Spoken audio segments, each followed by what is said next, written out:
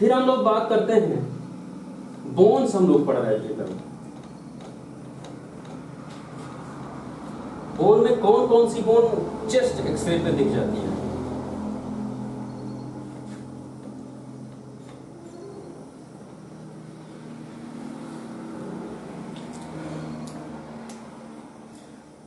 सबसे ज्यादा जरूरी जो है, जो सबसे हाईली रिकमेंडेड बोन्स हैं, वो अगर फ्रैक्चर के लिए बात किया जाए तो रिब्स, चेस्ट में सबसे कॉमनेस्ट फ्रैक्चर जो चेस्ट में है वो रिब्स का है। एक्सीडेंटल रिब्स फ्रैक्चर बहुत ज़्यादा होते हैं। दूसरी चीज़, अगर हम लोग नॉर्मल पोजीशन देखने के लिए कि पेशेंट उस टाइम उस सही पोजीशन में खड़ा था जैसा एक्सरे होना चाहिए, अगर हमें ये देखना है तो हमें सबसे ज़्यादा ज़रूरी क्या है देखना?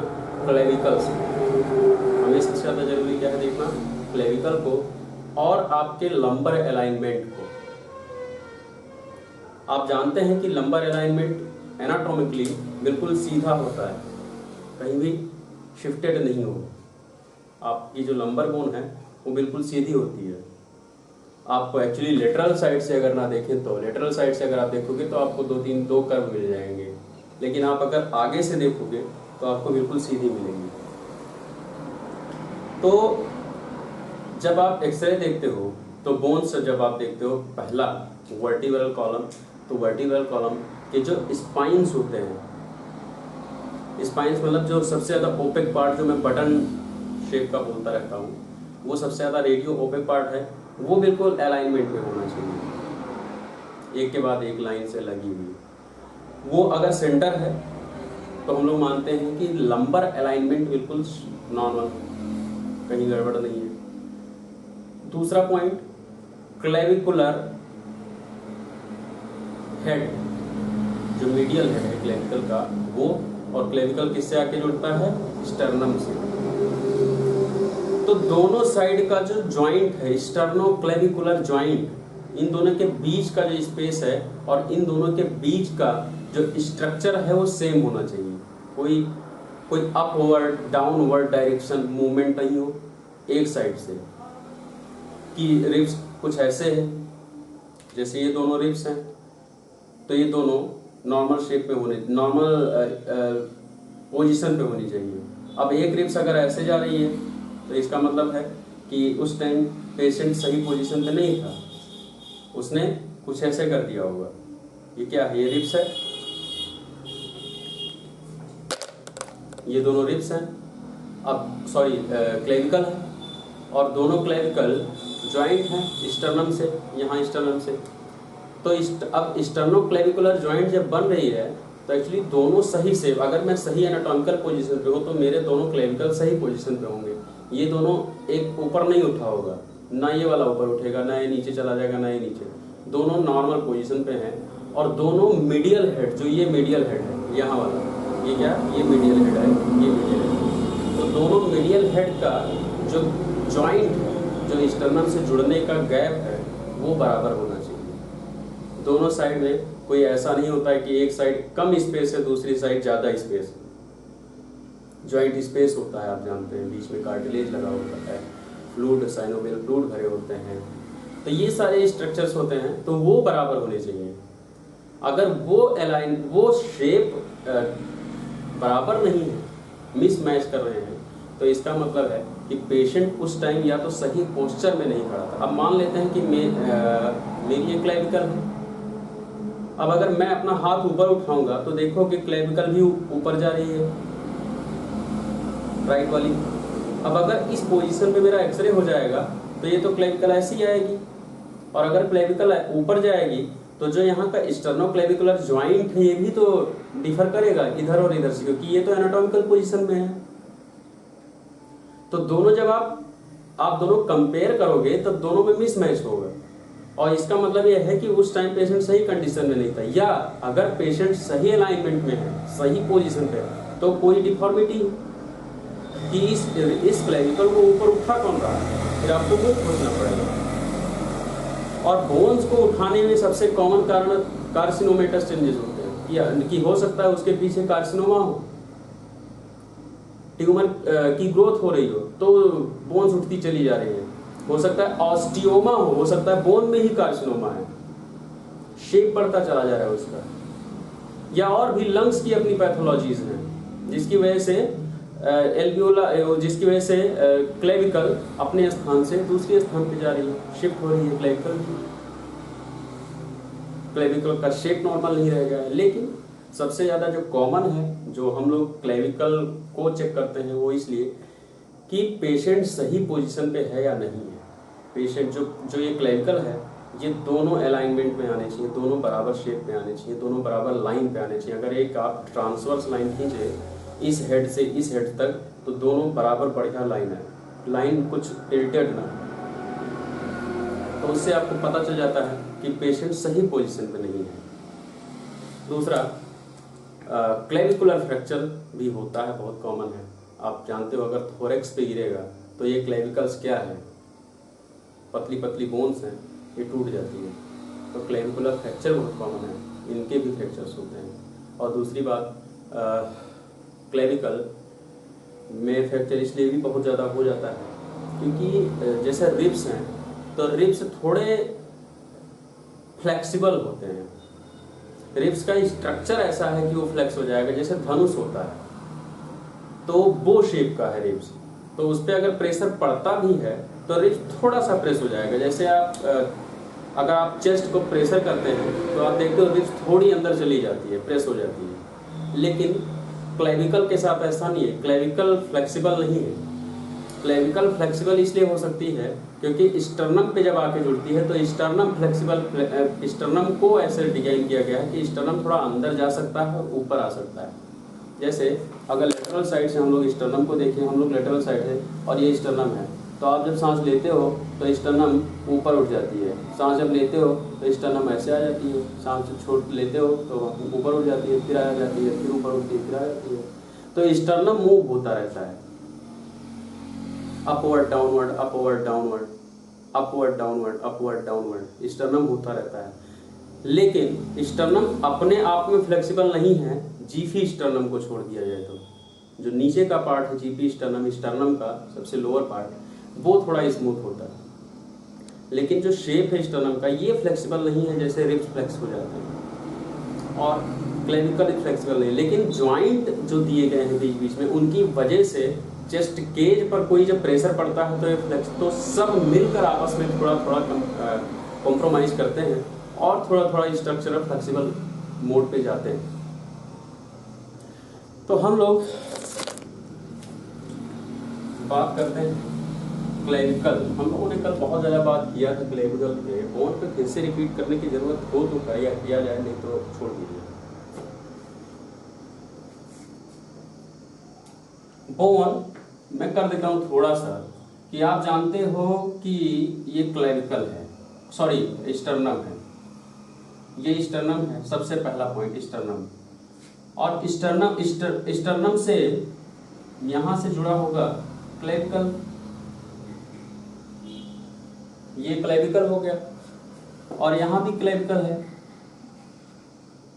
यहाँ भी क्लेविकल, ये भी क्लेविकल, और ये यहाँ जाएगा, ये एक्रोमियन प्रोसेस से यहाँ जुड़ेगा स्कैपुला के, ये एक्रोमियन प्रोसेस से स्कैपुला में जुड़ेगा, और ये आकर कहाँ जुड़ेगा स्टर्नम से, तो इसको स्टर्नोक्लेविकुलर जॉइंट कह दिया जाता है। ये लेटरल हेड है क्लेविकल का क्योंकि लेटरल साइड है, और ये मीडियल है क्योंकि मीडियल बॉर्डर के पास आ रहा है, तो इसको मीडियल हेड कहते हैं। तो होता क्या है कि आप इसका देखते हो साइज, अगर इसके ऊपर से और यहाँ तक आप लाइन खींचो तो होना क्या चाहिए कि दोनों इस लाइन से टच करें, जैसे इसका हेड टच कर रहा है वैसे उसका भी हेड टच करे। तो हम लोग मानते हैं कि पेशेंट दोनों हाथ नॉर्मल करके खड़ा था, नहीं तो अगर हाथ ऊपर करेगा तो क्लेविकल भी इधर उधर हो जाएगी। ये हो गया। फिर हम मानते हैं इसके जॉइंट, जो स्टर्नोक्लेविकुलर जॉइंट है, ये नॉर्मल होना चाहिए, जैसे इधर का हो वैसे इधर का भी हो। जो इसके बीच का स्पेस है, जो इसके बीच का स्ट्रक्चर है, ये डिफर ना हो। अगर ये डिफर हो, जैसे यहाँ इतना स्पेस मिल जाता है आपको और यहाँ इतना ही, तो इसका मतलब है कि रिब्स जो ये वाली क्लेविकल है इसको इधर खींचा गया है, तो क्लेविकल को उठाया गया है किसी ना किसी पोस्चर की वजह से, तो ये डिफर जाएगा, ये भी डिफर होगा, तो दूसरा पोर्शन ये देखा जाता है। तो पहला आप क्या देखते हैं,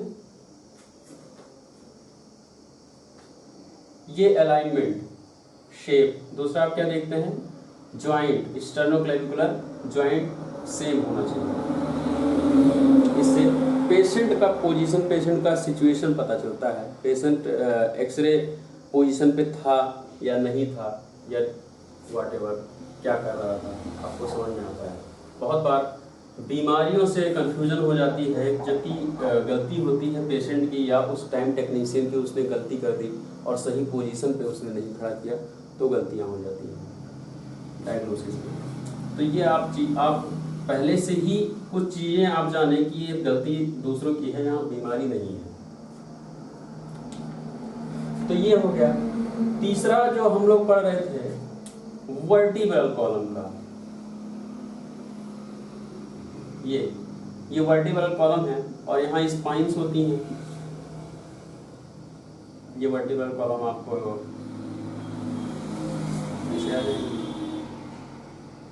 ये स्पाइन है। अब ये जो ब्लैक स्पॉट में लगा रहा हूँ स्पाइन, ये बहुत शाइनी दिखते हैं और ये एक्चुअली व्हाइट दिखते हैं, वहाँ ओपेक दिखते हैं, हाइपर रेडियो ओपेक दिखते हैं। क्यों? क्योंकि सबसे हार्डेस्ट पार्ट है। तो ये पूरा एक लाइन में होना चाहिए, जो ये व्हाइट ओपेक पार्ट है ये पूरी एक लाइन में होनी चाहिए। तो हम लोग मानते हैं कि वर्टिब्रल अलाइनमेंट ठीक है। तो यहाँ हम 3 लाइन एक्चुअली खींच सकते हैं। एक तो मीडियल लाइन हम लोग स्पाइन को लेकर खींच देते हैं, दूसरी हम लोग दूसरी लाइन बॉर्डर को, लेटरल बॉर्डर को लेकर खींच सकते हैं, वर्टिब्रा के बॉर्डर्स को एक साइड और दूसरे साइड के ऐसे ही खींच सकते हैं हम लोग। 3 लाइन हो गई। अब वर्टिब्रा इन दोनों के बीच में होनी चाहिए और बीच में हो। दूसरा जो स्पाइनस प्रोसेस है वो मीडियल लाइन पे आनी चाहिए। तो अब अगर वर्टिब्रा कोई भी अगर अपने स्थान से शिफ्ट होगी तो वो उस लाइन से बाहर आ जाएगी, तो आपको पकड़ में आ जाएगा कि ये वर्टिब्रा लाइन में नहीं खड़ा है। जैसे स्कूल में हम लोग प्रार्थना करते हैं, प्रे करते हैं बचपन में, तो लोग सारे बच्चे लाइन से खड़े होते हैं, लेकिन एक बच्चा जो दुष्ट होगा पीछे मुड़ के दूसरों को बताएगा, तो वो पूरी लाइन से शिफ्ट हो जाएगा, तो वो सामने से दिख जाता है।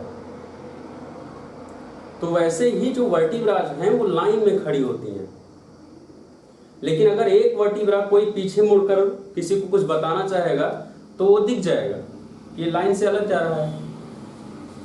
या वर्टिब्रा के बीच में जो डिस्क होते हैं, vertebral disc, intervertebral disc, IVD, वो डिस्क होते हैं, तो वो डिस्क अगर प्रोलैप्स कर जाएं अपने स्थान को छोड़ के, तो वो भी लाइन से बाहर जाएंगे, वो दिख जाएंगे आपको कि वो है।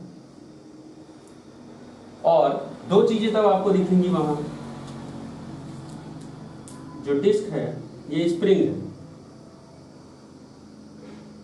ये स्प्रिंग है। और स्प्रिंग का काम क्या होता है? जैसे बाइक में सॉकर लगा होता है, 4 व्हीलर्स या गाड़ियों में सॉकर लगा होता है, उनका काम क्या होता है? जंपिंग प्रेशर को रोकना, एब्जॉर्ब कर लेना अपने अंदर, स्प्रिंग का काम है। अब होता क्या है कि आप जंप करते हैं, कितना भी आप करते हैं तो आपके अलाइनमेंट पे जाता है प्रेशर।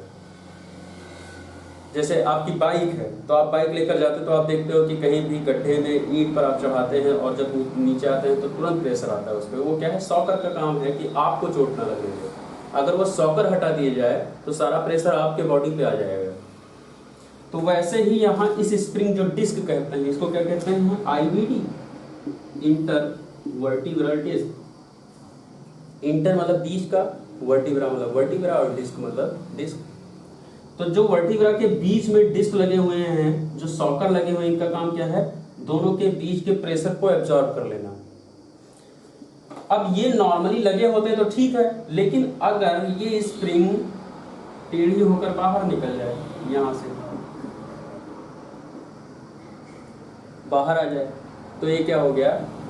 ये प्रोलैप्स हो गया, डिस्क प्रोलैप्स हो गया। प्रोलैप्स मतलब बाहर निकल जाए। अपने स्थान से। तो ये प्रोलेप्स हो गया। अब आपको एक तो आपकी जो ये अलाइनमेंट है, लेटरल लाइन है, इससे बाहर आपको एक स्ट्रक्चर मिल रहा है। सबसे पहला पॉइंट तो यही। दूसरा, जब यहां से स्प्रिंग निकाल दोगे,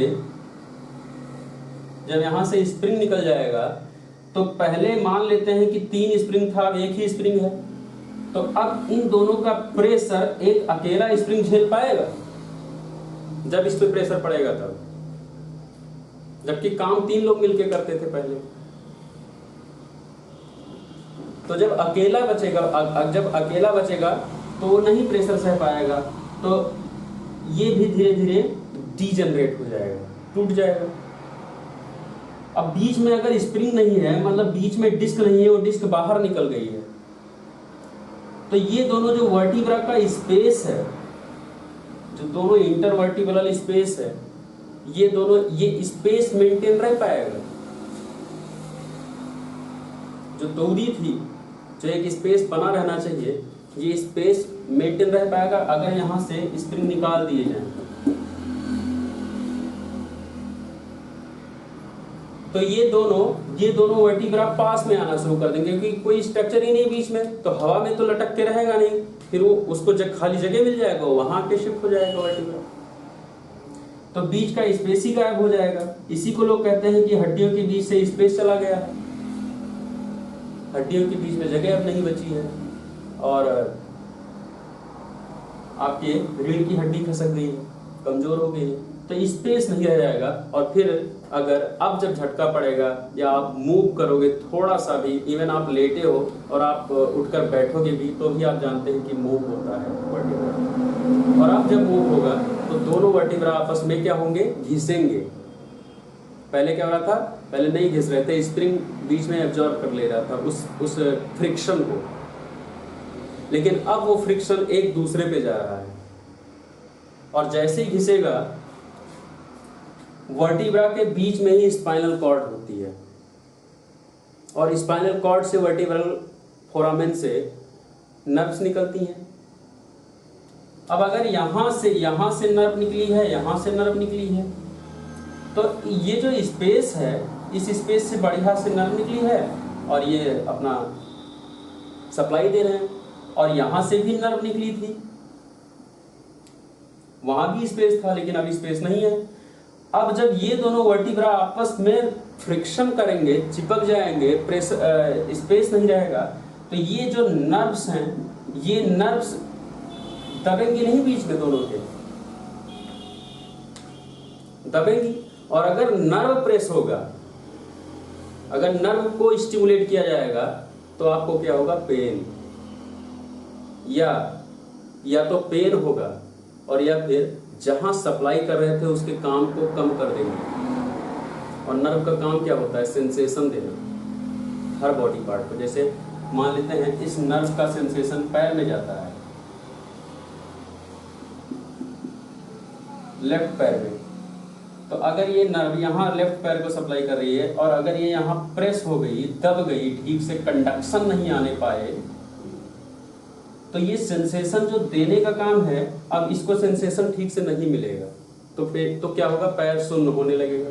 मरीज कहेगा कि बहुत ज़्यादा सुन्न होता रहता है पैर, बैठे रहते हैं, और जब उठते हैं तो पूरा पैर सुन्न रहता है, हम बैठे रहते हैं, हमें पता ही नहीं चलता है कि पैर में कुछ कैसा है। या तो पहला पॉइंट सेंसेशन देना। दूसरा काम क्या होता है नर्व का? मोटर फंक्शन कराना। जो आप मसल से करना चाहते हैं वो आपकी मसल कर पाए, वो कराना।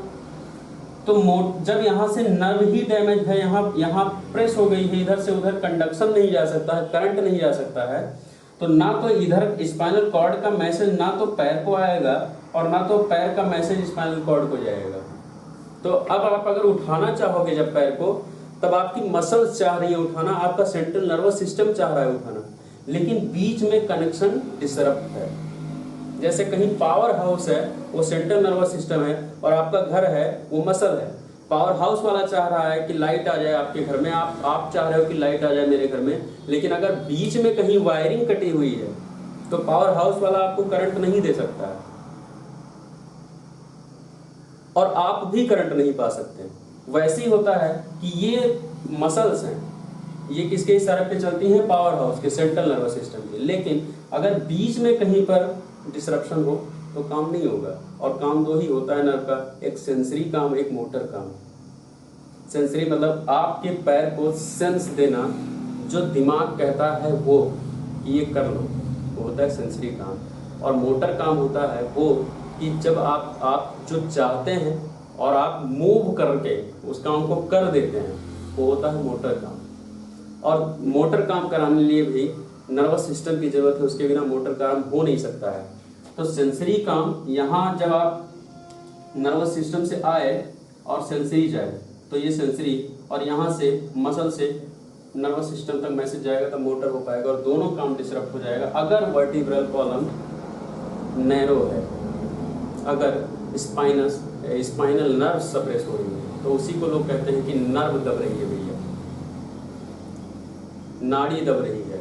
खून, बहुत बार डॉक्टर समझाने के लिए आसान भाषा में कह देते हैं खून की नली कमजोर हो गई है, खून की नली दब रही है। क्योंकि आम आदमी को और रिक्शे वाले को क्या पता कि नर्व क्या है, आर्टरी क्या है, वेन क्या है।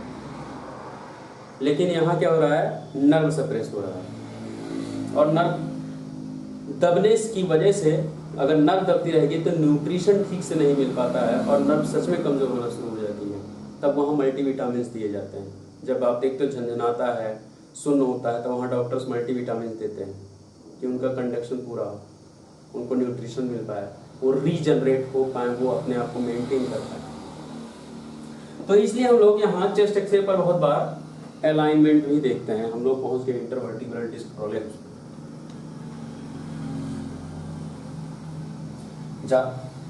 हाँ, क्यों नहीं होगा? अगर ज़्यादा सप्लाई होगा तो ज़्यादा रिफ्लेक्शंस आएंगे, ज़्यादा काम होगा।